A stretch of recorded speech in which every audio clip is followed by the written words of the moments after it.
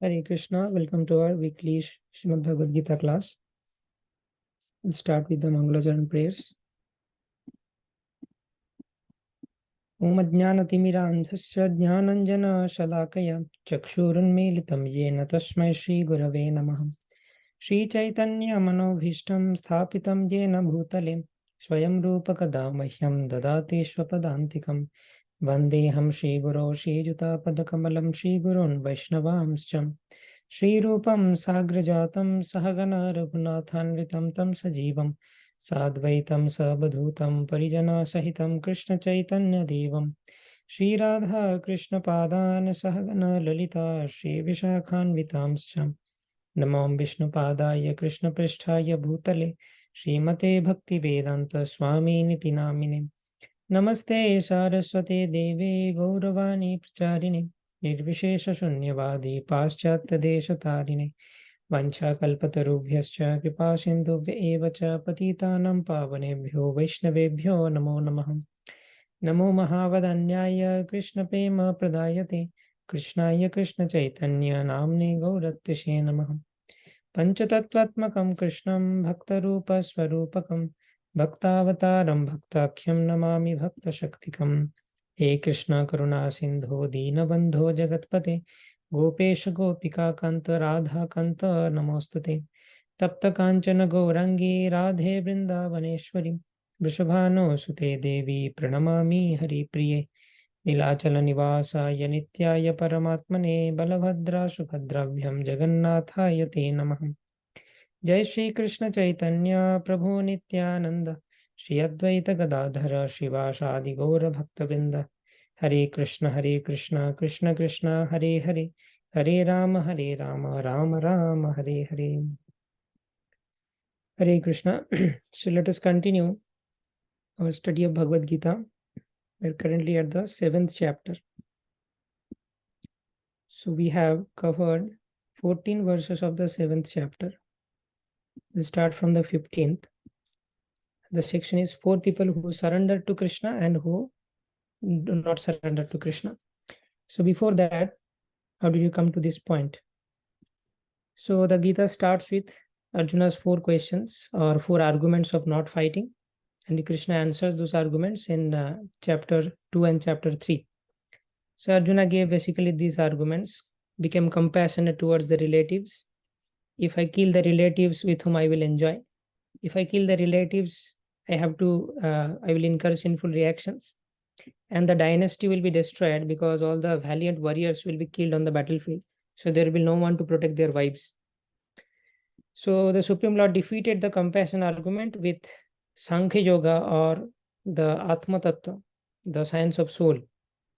Refuted the no enjoyment argument with Sakam Karma, that if you do your Kshatriya duty, you will get happiness. Material happiness also you will get by doing your duty properly. Sinful reactions, the Supreme Lord refuted this argument by saying that if you do Niskam Karma Yoga, if you do any activity, but if you offer the fruits to me, then you will not be liable for that. Just like a army in the border, if the army kills opponents, the army person is not liable, is not put into the prison, but he is awarded different awards for killing enemies, because the army is working on behalf of the country, and the army is not taking any personal revenge and killing someone. It is killing enemies for the sake of the country. So similarly, if we work for the sake of Krishna, we do not incur any sinful reactions. Then destruction of the dynasty, the Supreme Lord told that Arjuna, you are thinking that if you kill all these valiant warriors, their wives will be unprotected and other men will exploit them, your dynasty will be destroyed. This was the line of thought of Arjuna.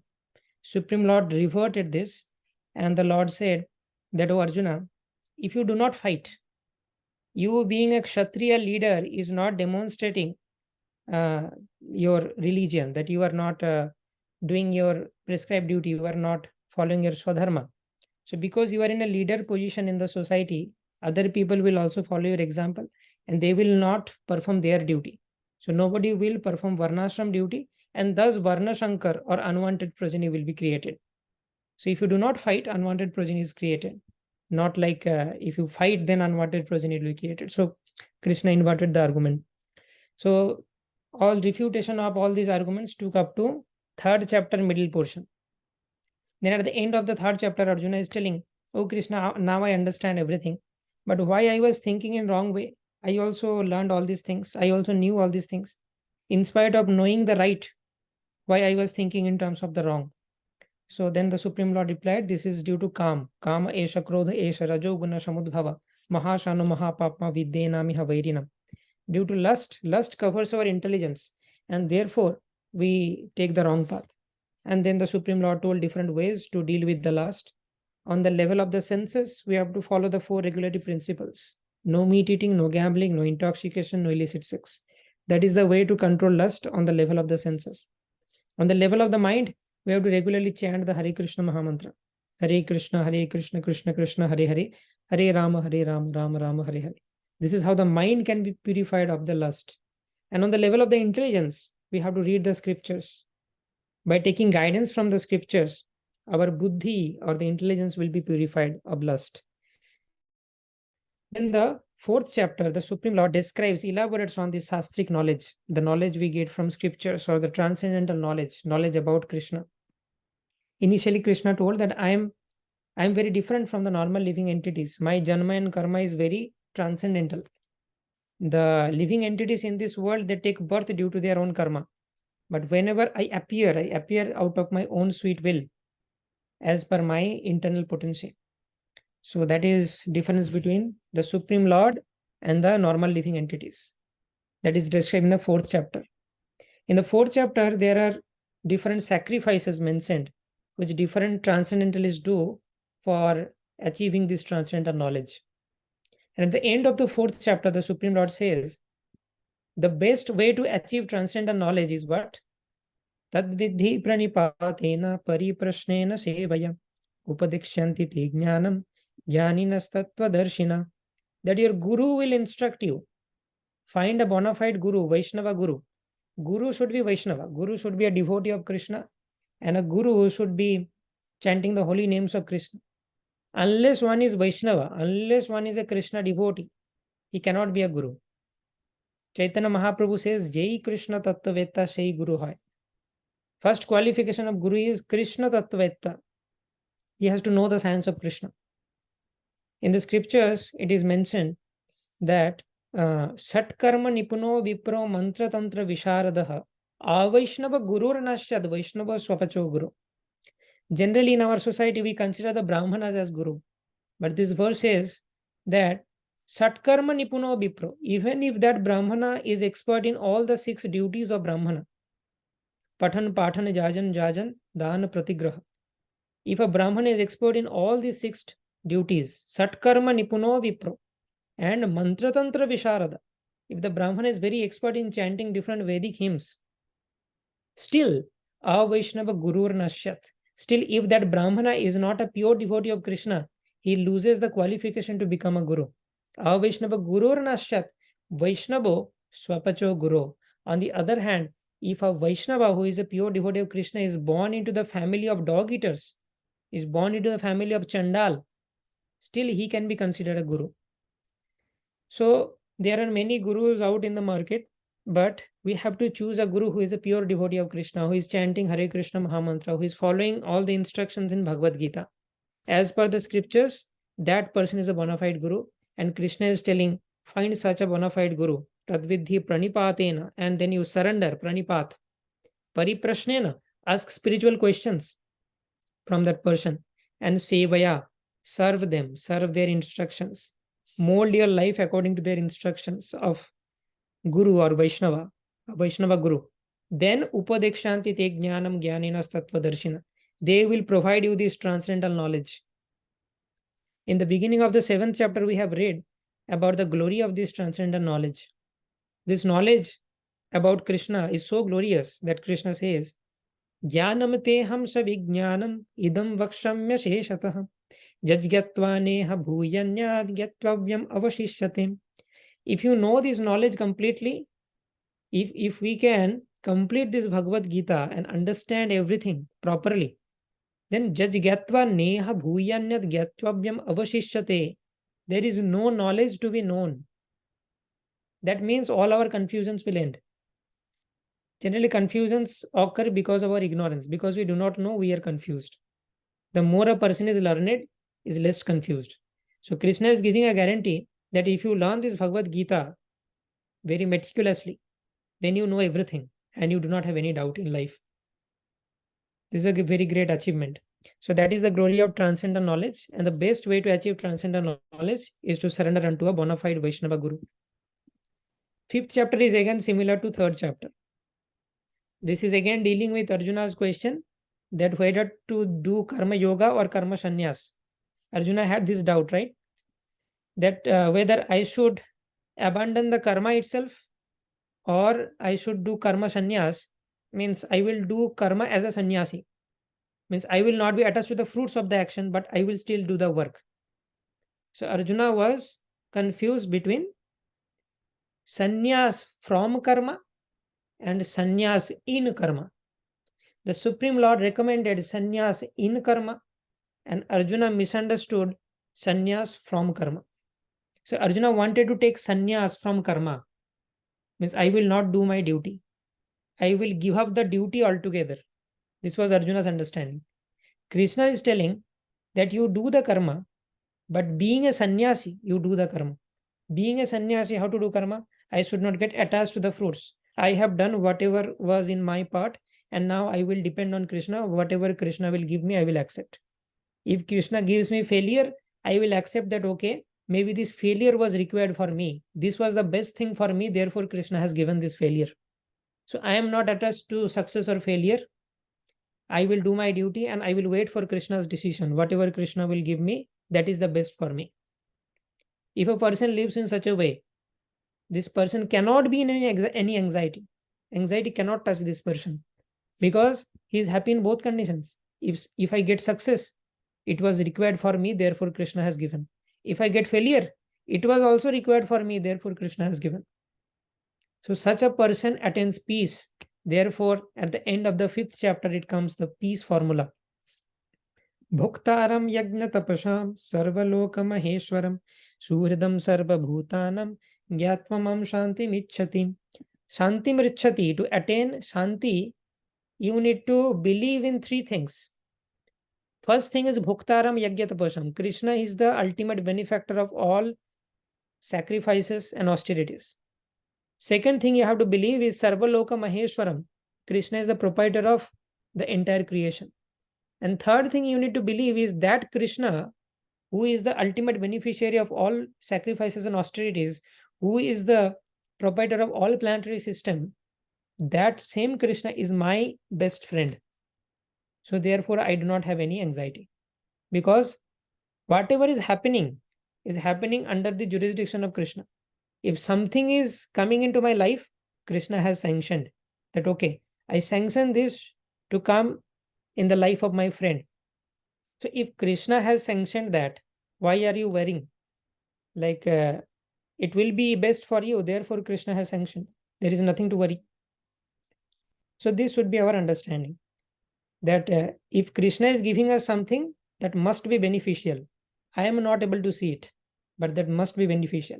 And this is actually true once you start chanting and continue chanting. This is obviously true. For the non-devotees, it might happen that they are getting success or failure in their life due to their karma. And Krishna is not intervening. But for the devotees, Krishna intervenes personally. This Hare Krishna Mahamantra is a request to Krishna that Krishna, please intervene in my life. Krishna is so magnanimous that unless you invite him into your life, he will not come. He gives you the freedom. Till the point we think we are so smart, we do not need Krishna, Krishna will not come. The law of karma software will deal you. But when you start chanting, then you are basically telling Hare Krishna, Hare Krishna. You are calling out to Krishna and Radharani so that they can intervene in your life. So Hare Krishna Mahamantra is an invitation to Radha and Krishna to come into your life and edit your karma. That is the meaning of Hare Krishna Mahamantra. So definitely, if we are continuing chanting sincerely and some failure is coming, that failure is required for us. That is the essence we have to understand. In the 6th chapter, Dhyana Yoga, Krishna also explains another kind of yoga, which is Ashtanga Yoga or Dhyana Yoga. Eightfold yoga, mystic yoga system. Eightfold means there are 8 limbs. Yama, Niyama, Asana, Pranayam, Pratyahar, Dharana, Dhyana, Samadhi. By following the 8 different limbs, ultimately your mind will be completely meditating upon the Paramatma form, and you will get the darshan of Paramatma. That is the essence of Dhyana Yoga. But this Dhyana Yoga is very, very difficult. Dhyana Yoga or Ashtanga Yoga, because Krishna gives you a checklist. You have to control mind. You have to control senses. You do not have to, you have to cultivate detachment from this material world. Big tasks Krishna is giving you. That complete this checklist and you come to me. If you complete all the checklist, I will give the darshan of my Paramatma form to you. That is Ashtanga Yoga. Krishna gives you homework, you do and come to Krishna. Therefore, it is very difficult. And the homeworks are very, very difficult. Control your mind. It will take millions of lifetimes to control mind. Control senses, again millions of lifetimes. Cultivate detachment from this material world, again millions of lifetimes. Still unsure whether we will be able to do or not. Therefore, Ashtanga Yoga is very difficult. And Arjuna declared that this yoga system, Krishna, Ashtanga Yoga, that you have explained to me is impractical to me. I cannot do. Arjuna is such a powerful warrior. Arjuna could defeat Lord Shiva. Arjuna can control wind. Still, Arjuna is telling Ashtanga Yoga is impossible for me. So there is no question for Kali Yoga people like us to perform Ashtanga Yoga. Then Krishna told that, okay, no problem. I have a better option for you. Yoginam api sarvesham madgaten antaratmana shraddhavan bhajate yomam same yukta tamo mata. Here comes Ashtanga Yoga in the yoga ladder. And here is Bhakti Yoga. The speciality of Bhakti Yoga is easier than Ashtanga Yoga to perform. And Bhakti Yoga gives you higher award. Ashtanga Yoga gives you darshan of Paramatma. Bhakti Yoga gives you darshan of the Swayam Bhagavan. And the Swayam Bhagavan feature of the Lord is higher than Paramatma feature. So by adapting a easier yoga process, you are getting higher destination. So all intellectual people will choose this Bhakti Yoga. So therefore, this is the yoga system for intelligent people who want maximum output with less input. So therefore, Bhakti Yoga is recommended, and Krishna also recommends Bhakti Yoga throughout the Bhagavad Gita. In Bhakti Yoga, what happens? Krishna gives you the homework, and Krishna helps you to do the homework as a tutor. Whoever is practicing Bhakti Yoga, Krishna helps them to control their mind. Krishna helps them to control their intelligence. Krishna helps to control the senses. Krishna helps to cultivate detachment. Krishna gives you Krishna Prem. Everything is done by Krishna. And you are just like a small child. You are just crying out to Krishna. And just like mother does everything for the child, Krishna will do everything for you. Srila Prabhupada gives a marvelous analogy to distinguish Ashtanga Yoga from Bhakti Yoga. Srila Prabhupada says Bhakti Yoga is like the mother cat is carrying the kitten in her mouth from one place to another. That is Bhakti Yoga. The kitten is not doing anything. The mother is carrying the baby cat. And for for the monkey, the baby monkey has to apply all its force to hold on to the mother. Mother jumps from one tree to another. Mother is not holding the child. The monkey child is holding the mother with all its force. And the child is weak. So therefore, sometimes the baby monkey can fall down. So there is a chance of fall down in Ashtanga Yoga. But here in Bhakti Yoga, Krishna personally guides you. Krishna holds your hands and guides you in the Bhakti Yoga. So therefore, Bhakti Yoga is very easy, and because of the Krishna's help, and it gives you a higher destination also. And our acharyas say that till the point we are chanting 16 rounds, that means we are connected to the hand. Krishna is holding our hand. The moment we delegate this or we skip the 16 rounds, that connection is lost. Now we may fall down. Now Maya will devour us. So therefore, whatever we are doing, sometimes sometimes there is some urgency in our material life. We have to address that, some exams or something like that, family emergency. So at that time, we can reduce or increase our sadhana, like reading or hearing. But we should never compromise on the chanting. In the hardest situations also, we should continue the chanting. And whenever, suppose there is some exam, very hard exam, and you have to put in a lot of time, but still you should not compromise on chanting. Chanting is like eating. Eating is required for the body, chanting is required for the soul. Can you say that because I have an exam, I cannot eat? I will not eat for 7 days because I have exam. Is that a good way to save time? You will become weak and you cannot study. So similarly, you cannot save time from chanting. Then you are making a great damage in your life. So after the exam, if I am free, do more sadhana, reading or hearing. During the exam, you do not have time. Okay, do 10 minutes reading, 10 minutes hearing. Okay, at 1 10-minute small video you can hear from some of the exalted Vaishnava like Amoglila Prabhu, Amarendra Prabhu, like that. So 10 minutes, 20 minutes you can hear during the difficult times. When the exam is over, you can do more sadhana. Do 3 hours, 4 hours sadhana continuous. Complete one series. So the sadhana can be balanced dynamically, but you should never compromise on chanting. Otherwise, we will lose that connection with Krishna, and anytime Maya can devour us. So that is about Bhakti Yoga. So supremacy of Bhakti Yoga is established in the first 6 chapters. From the 7th chapter onwards, Krishna gives more details about the Bhakti Yoga. In the first 3 verses of 7th chapter, Krishna gives the glory of knowledge about Krishna. We just spoke. Jnanam teham sabhijnanam idam vakshamya sheshatah jajgatva neha bhujannat gyatvabyam avashishyate. If we know this knowledge about Krishna, if we perfectly know this knowledge of Bhakti Yoga, there is nothing to be learned. All our confusions will be clarified. So here, from 4 to 7, Krishna gives some technical knowledge about Krishna's energies.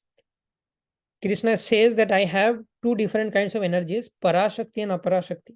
Aparashakti means the material energy, which is made up of 8 elements. Bhumi, Apo, Analo, Vayu, Kham, Mano, Buddhi, Revacha, Ahankar, Iti, Yamme, Vinna, Prakriti, Rashtadha. Earth, water, fire, air, ether, mind, intelligence, false ego. These are the 8 elements with which my material energy is made of. And I have another energy called the spiritual energy. And all the spirit souls are coming from that energy. All the living entities. Living entities has 2 components. One is the material body, which is made up of earth, water, fire, air, ether, mind, intelligence, false ego. That is material component. And then the soul. Soul is the spiritual component, which is coming from the spiritual energy or the Parashakti of the Lord. So then Krishna says, now you analyze everything in this material world is either falling into the category of Parashakti or Aparashakti. So whatever we see in this world is either Parashakti or Aparashakti. That means everything we see in this world is Krishna's energy. And this is a very important understanding. We discussed that how Garbhodakosai Vishnu also said the same thing to Brahmaji in the beginning of the creation, that if you find something which is not my energy, if you are able to find something, that means you are in Maya. You are in illusion. There cannot be anything which is not my energy. So Krishna is all pervasive through his energies. That is the understanding given in this section. So then Krishna says that how can we see Krishna everywhere? Krishna gives all the examples. Rashoham apsukvanteya prabhasmi shashishuryo pranava sarva vedeshu shabdakhe paurusham nishu punnagandha prithibhyamscha tejaschasmi vibhavasho jivanam sarva bhuteshu tapaschasmi tapasvishu bijam mam sarva bhutanam vidhi partha sanatana buddhir buddhimatam asmi tej tejasmi namaham balam balavatam chaham kamaraga vivarjita dharma viruddha bhuteshu kamoshmi bharatarshava je chaiva satvika bhava rajasastamashaschaye Matta eveti tanvidhi nattvaham teshu temai. 8 to 12, Krishna says, whatever you see in this world is my manifestation. You are drinking water, The taste of water which quenches our thirst is Krishna. The fragrance which earth gets is Krishna. The strength that the Balavan or the strong person gets is Krishna. The ability in man is Krishna. So everything you see, the essence is Krishna. So this is how you can see Krishna everywhere. Now, Krishna says, although I am everywhere, people are not able to see me. Why? Why? Krishna is everywhere and we are not able to see. Because there is a covering in front of our eyes. And that covering is three modes of material nature. त्रिभिर्गुणमहिर्भावे एवि सर्वमिदं जगत् मोहितं न विजानाति मामे व्यपरम अव्ययम्. Being a mohita, being illusioned by the trivir gunamair bhave, being illusioned by the three modes of material nature. Na avijanati, people do not know me. Although I exist everywhere, I am everywhere. Devotees like Prahlad Maharaj can see Nishingadev in the pillar also.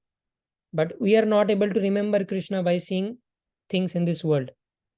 It is very difficult for us to remember Krishna. We can do one introspection.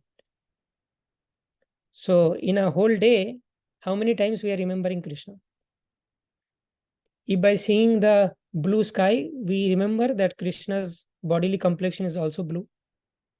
That is a vision of a pure devotee. Whatever he sees, he connects it with Krishna.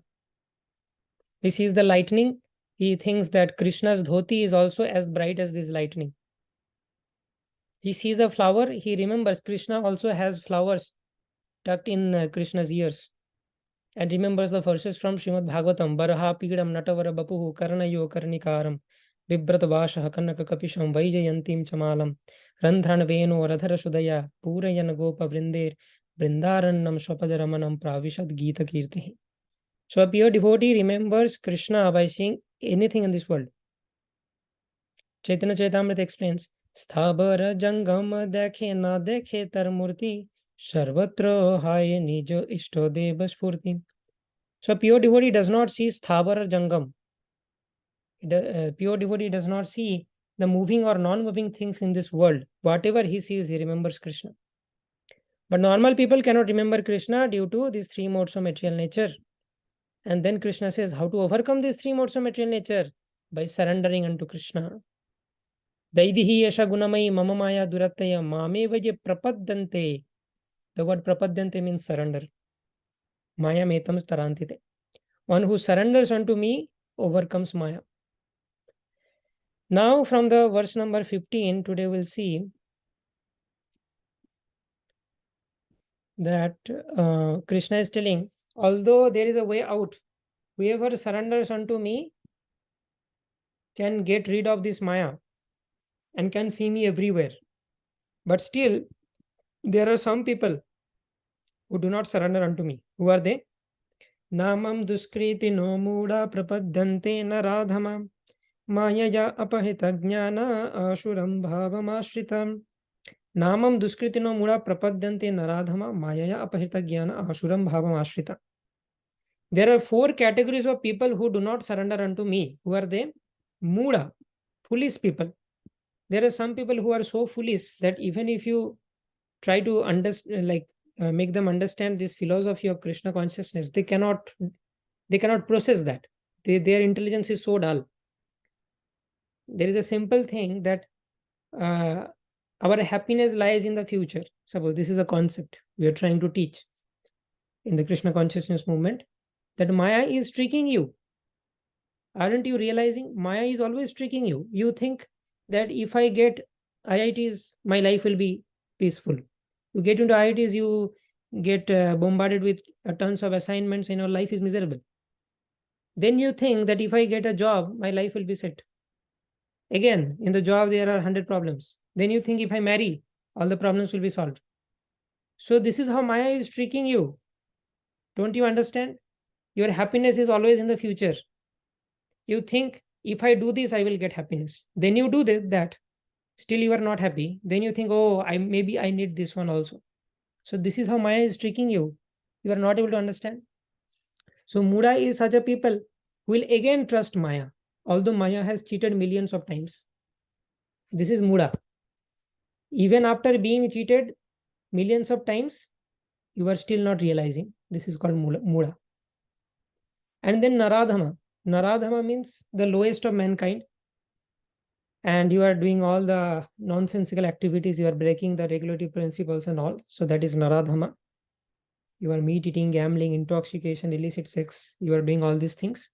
So by all these things, your consciousness is so polluted that you cannot accept Krishna consciousness. Then comes Mayaya Apahita Jnana. In this category comes the atheistic scientists who have learned a lot, but they have missed the actual point. By learning so much, they are not able to believe in God. They have learned a lot, but still they believe that everything was created by some Big Bang. Although that theory is invalidated now. But people think like that. They have a lot of material knowledge, but they lack common sense. Therefore, they do not believe in God and they become atheistic. So this is called Mayaya Apahita Jnana. They have Jnana, but the common sense is apahita by Maya. The common sense is kidnapped by Maya. They have a lot of materialistic knowledge, but they are nonsensical. So this is atheistic scientists coming under the category of Mayaya Apahita Jnana. And then Asuram Bhavam Ashrita. Asuric people, demoniac people who are envious of Krishna. So they cannot surrender unto Krishna. So these are the four categories who do not surrender unto Krishna. And therefore, they are always deluded by the three modes of material nature. And therefore, they always keep on suffering. Then Krishna says that, okay, there are other four people who surrender unto me. Okay. So 15 to 19, this section will cover 4 people who surrender and who don't. And out of them, who is the best. So Krishna told in the 15th verse that 4 people do not surrender unto me. Now Krishna is telling that 4 people, another 4 kinds of people, they surrender unto me. Who are they? Chaturvida bhajante mam. 4 category of people worship me. Jana sukriti norjuna. Artha jigyasur artharthi jnani cha bharatarshava. Who are these 4 categories of people? They worship Krishna. They are called Sukritino Jana. They are pious people. They are worshipping Krishna. Who are they? Artha, the distressed. If I am suffering from some disease or suffering from some pain, then people tend to go to the temple and ask for relief to God. So they are coming to God because they are artha, they are distressed. They come. So that is one category. Jigyashu. Somebody is curious. Who created this universe? Who am I? What is the purpose of my life? Why am I suffering? So these curious people, out of their curiosity, they are coming to Krishna. They want to know the secret of the universe. And then Artharthi. Artharthi means I want something. I'm ambitious. I want to have this position in the society. I want billions of dollars. Or I want houses, bungalows, cars. Due to that, I am coming to Krishna. Some people come to Tirupati Balaji to make a business deal. They told Tirupati, if I get 1 lakh rupees in my business, I'll make you a partner and I will give you 50,000. So this kind of business deal persons are coming to Krishna. They are under the category of Artharthi. So then, if the businessman gets 50,000 instead of 1 lakh, then the businessman is coming to the temple and accusing Tirupati Balaji, oh, you have already taken your 50% share. So now I am not going to give you anything. The deal was if I get 1 lakh, I will give you 50,000. But if you have given 50,000 me, that means you have already taken your share. So this is the mentality of some people who do business with the Lord. And then Jnani. Jnani means one who is in actual knowledge about Krishna and who knows that I am spirit soul. Krishna is the Param Bhagavan. I am part and parcel of Krishna. Therefore, I should serve Krishna. Unless I serve Krishna, I can never be happy. This Jnani is in real knowledge. So although 4 category of people is coming to Krishna, Artha, Jigyashu, Artharthi, they are coming to Krishna for some material cause. Because they are distressed, because they want knowledge, because they want some money or sense gratification, they are coming to Krishna. But Jnani is not coming to Krishna because he wants something. He wants to serve Krishna because he knows the nature of Krishna. So these are four category of people who are coming to Krishna, who is surrendering unto Krishna. Now, Krishna is saying, out of them, out of these four categories, Jnani is my most favorite. Tesham Jnani Nityayukto Eka Bhaktir Vishishyate Priyo hi Jnani Notyartham Aham sa cha mama priya. Tesham Jnani Nityayukto Eka Bhaktir Vishishyate Priyo hi Jnani no. Jnani is very priya or very dear to me. Why? Because Jnani is Nityayukto Eka Bhaktir Vishishyate. Jnani is always engaged, Nityayukta, in Aikantiki Bhakti, one-pointed devotion.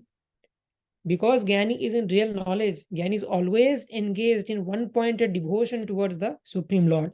Vyavashayatmika buddhi ekaiha kurunandana bahushakha anantascha buddhayo vyavashayinam. So therefore, Jnani is very dear to me. Aham sacha mama priya. I am dear to Jnani and Jnani is dear to me. I am very intimately connected with this Jnani people who actually have the knowledge of devotional service, knowledge about Krishna, the same knowledge Krishna was talking about in the beginning of the 7th chapter. Jnanamate hamsa vijnanam idam samyasheshatah. One who has understood that knowledge completely is very dear to Krishna. So here is one verse where Krishna says, if you understand Krishna, if you read Bhagavad Gita very nicely, then you become very dear to me. Let me show you another verse to please Krishna. 18.68 at the end of Bhagavad Gita, Krishna is telling, Ja idam paramam guhyam madbhakteshu avidhashati bhaktim mayi param kritva mame vaishatya samshaya. For one who explains the supreme secret to the devotees, pure devotional service is guaranteed, and at the end, he will come back to me. Remember this term, for one who explains this supreme secret to the devotees. One who explains this knowledge of Bhagavad Gita to others. In the next verse, Krishna is telling, there is no servant in this world more dear to me than he who shares the knowledge of Bhagavad Gita with others, nor will there ever be one more dear. So you can become dear to Krishna by understanding Bhagavad Gita. That is what we are reading now. 7.17. If you want to please Krishna to the highest degree, after understanding Gita, you have to share that with others. If you do these two things, understand Bhagavad Gita and share with others, there is no servant in this world who is more dear to Krishna as you are. That is the secret to please Krishna. So all the secrets are given in Bhagavad Gita. You have to just attentively find them out. Okay, so here Krishna is telling Jnani is very dear to me because Jnani is not coming due to some material aspirations. Jnani understands the whole thing and coming to serve me. Udara sarva e vaite Jnani tat vaivame matam asthita sahi yuktatma mameva anuttamam gatim. Udara sarva e vaite. All these devotees undoubtedly magnanimous souls. All these devotees means all the four categories, Artha, Jigyasu, Artharthi, Jnani. All are magnanimous because after all, they are coming to me. There are so many atheistic people out there, but these people are coming to me. They are glorious. They are magnanimous. But he who is situated in knowledge of me or the Jnani, I consider to be just like my own self. Jnani is non-different from me. Jnani is my second body. Jnani is so dear to Krishna. Being engaged in my transcendental service, he is sure to attain me, the highest and most perfect goal. So Krishna expresses his affection for Jnani. Now, how do you become a Jnani? What it takes? Bahunam janmanamante jnanavanmam prapadyate vasudeva sarvamiti samahatma sudurlabha. After many births and deaths, who is actually in knowledge surrenders unto me. Knowing me to be the cause of all causes and all that is, such a great soul is very rare. So initially, if you know something about Krishna, you start doing some kind of yoga. You start practicing karma yoga, jnana yoga, or something like that. But once you attain perfection, and that perfection is only possible by bhakti yoga, one who is in devotional service can know Krishna perfectly. What is the proof? Bhagavad Gita 18.55. Bhaktya mam abhijanati javanjasmi tattvata tato mam tattvato gatva vishate tadanantaram. One can understand me as I am, as the Supreme Personality of Godhead, only by devotional service. The Sanskrit term is bhaktya, by devotional service. So, chapter 7 explains about knowing Krishna, and knowing Krishna can be perfected only if you adopt devotional service. So, after many births and deaths, after many lifetimes of devotional service, people come to this stage of Vasudeva Sarvamiti, and they know Krishna as Krishna is. And then he becomes very dear to Krishna. So it depends on our sincerity. If we are very sincere, by the mercy of Srila Prabhupada, we can perfect our life in one lifetime also. Srila Prabhupada said, if you are chanting 16 rounds, following the 4 regulative principles, and if you follow the orders of Srila Prabhupada, in one lifetime also you can perfect yourself. But otherwise, it takes many births and deaths to perfect, generally. Okay, so we have to be patient. Sometimes people think that, oh, I have started chanting for 6 months, still my anarthas are not going, I am still becoming angry. My dear soul, you have cultivated these anarthas for crores of lifetimes, and you expect in one lifetime, in 6 months, you will get rid of them. It will take time. But if you are very sincere, then this can be accelerated. By Krishna's mercy and by the mercy of the Vaishnavas, your progress can be accelerated. But it will take time. We should be very patient while practicing devotional service. Then Krishna starts another section about the demigods. So we'll not take this section. We will explain in detail about the demigod worship. Is it good or bad, or everything about demigod worship? Because we know that ISKCON is very fanatic about Krishna. So ISKCON always says that worship only Krishna, only Krishna. So is that bona fide? Generally, people have this misconception that in our Sanatan Dharma, we have so many demigods, and we consider that you can choose your devata and you can worship them. Is this bona fide? So you will hear from Krishna that what Krishna says about demigod worship, what are the pros and cons and everything. So that is the next section. So in this section today, what we discussed about that in the 7th chapter, Krishna explains that I am existing everywhere. So this is a summary. Krishna is existing everywhere, but people are not able to see Krishna. Why? Because they are deluded by the 3 modes of material nature. There is a curtain of 3 modes of material nature. Then comes how to destroy this curtain of 3 modes of material nature? By surrendering unto Krishna. Mame vaje prapadyante mayamitam tarantite. But still, there are people who do not surrender unto Krishna. Namam duskritino muda prapadyante naladhama mayaya apahita jnana asuram bhavam ashrita. But there are people who surrender unto Krishna. Chaturvida bhajante imam jana sukritan arjuna artha jigyasu artharthi jnani cha bharatarshava. Among those who were surrender unto Krishna, some are materially motivated. Artha jigyasu artharthi. And one category, Jnani, they are not materially motivated. They surrender unto Krishna to serve Krishna. And therefore, they are very dear to Krishna. Because without any ulterior motive, they are serving Krishna. But Krishna recognizes everyone. Artha Jigyasu Artharthi is also very dear. But Jnani is the most dear. So that is the essence. And to become such a Jnani, generally it takes many births. Depending on your sincerity, the process can be accelerated. Okay. So this is how Krishna spoke about surrendering unto Krishna. The pros and cons. Who surrenders unto Krishna? Who does not surrender? Out of the people who surrender, who are pure, who are impure. Now Krishna will explain a different category. Those who are not surrendering unto Krishna, but surrendering into another demigods. What about them? Till now we have seen binary people.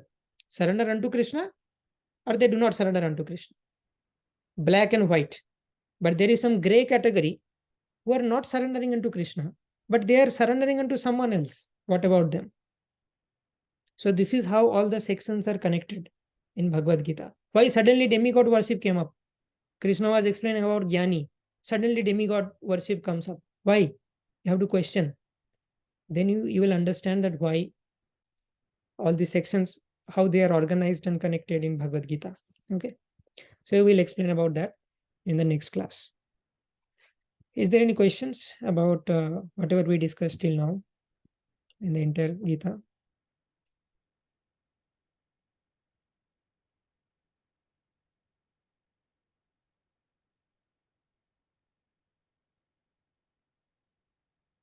Okay, sounds good.